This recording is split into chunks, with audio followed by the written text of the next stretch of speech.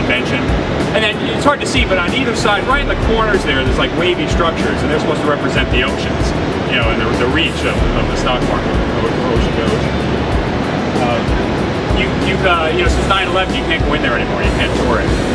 But I suspect it may become a museum or something else in about 5 years.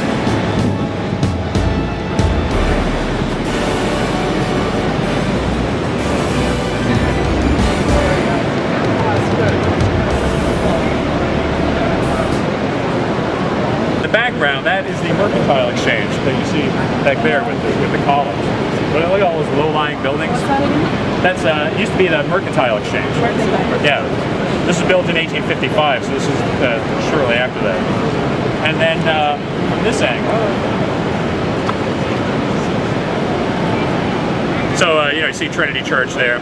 This is 1895. So the building's obviously changed. You know, that's no longer there. They built part of the stock exchange there. And I'll turn your attention on. Now, a lot of people ask, I'll tell you right now, that statue is not actual size. No. Just so you know. So we're going to go inside Federal Hall and check out more of the stuff. I'll tell you more about the history inside. See, there's Federal Hall right there. And, you know, I tell people that, you know, 38 people died, and they nod their head, you know, whatever. But then I show them this dead horse here. And everybody was like, oh, the horse. But they never found out who did this. They said it was Italian anarchists, or that it was communist elements, because it was an attack on capitalism. And they're still fixing it today, as you can see right here. But you got that is, in fact, those are the signs of the blast in the limestone granite there. Let's go take a look at that. It used to be, it's the Trump building now. It used to be the Manhattan Trust Bank building. And it was built in 1930 by Frank Severance. Frank Severance was you know, an architect, and he wanted to have the tallest building in the world. So he built this one to be taller than the Woolworth building, which at that time was the tallest. But more importantly, he built this to be taller than the Chrysler building, which was being built at the same time. And because they were rivals, the architects were rivals. And so the Chrysler building was supposed to be 925 feet, this is going to be 927 feet. So they start building. You know, and he worked on the 3rd floor there. See that floor that goes all the way across? That's one of the trading floors, there's 4 of them. And you can see it goes all the way through there too. You can see, I want to show you a picture of a UBS trading floor. Wow. So this is what a trading floor is like.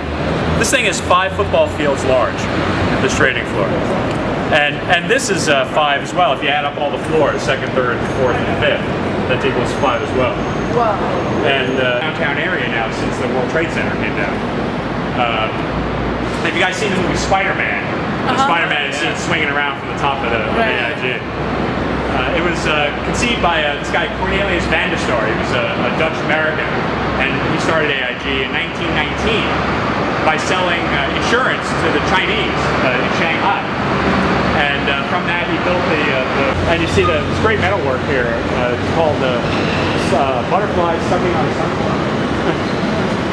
The inside here is a magnificent spot. Now, even though you know, we own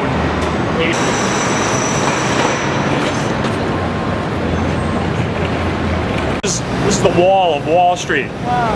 And as we were standing and you walked up this way, and you see that was the edge there with the boats. Actually, Pearl Street was named Pearl Street because it used to have mother-of-pearl shells used to wash up on the shore here. This shows Lower Manhattan. This is as it is today. But this dark line here, that is how it was 300 years ago. Wow. And Manhattan is named Manhattan after an Indian name, which is Manahatta, which means land of many hills. And that's significant because the building right next door to it, that one there, that is the former site of Lehman Brothers. They left there in 1970. But, you know, we all know about Lehman Brothers. Lehman, actually in 1844, Henry Lehman. First page street in Manhattan.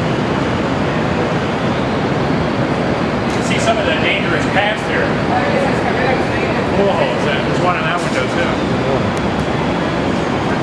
All the holes in the window. Yeah, over there. I'm assuming that's from the 70s. Those were dangerous areas.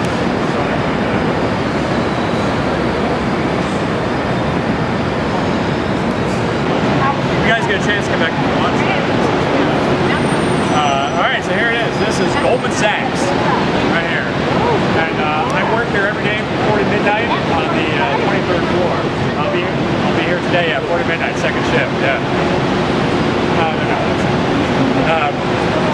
But I said before, the premier investment bank in the world, Goldman Sachs, they were responsible for giving AAA ratings to these CDOs. Not a very good job.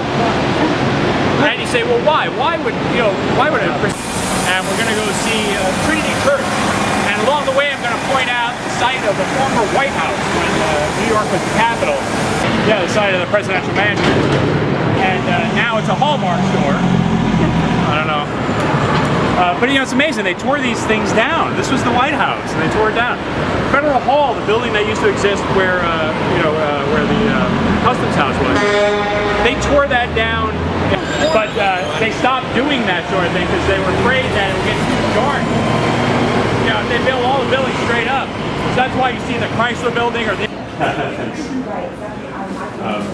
This hall was built in 1904, and it was in upstate New York, and it was shipped down on a barge, and then put on railroad tracks and brought right to this spot. And they say the railroad tracks are still underneath. There's no need to remove it. This door, and there's another door on the other side that closes the wall. This is 36 tons.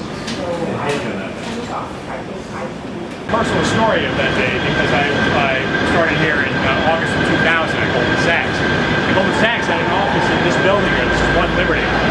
And I was scheduled to come in September 11th, 9 a.m. in that building. But the night before, I had a J.P. Morgan moment where I just decided I just didn't want to go to work the next day. I had a personal day, so I took it off. And boy, that was the luckiest day of my life.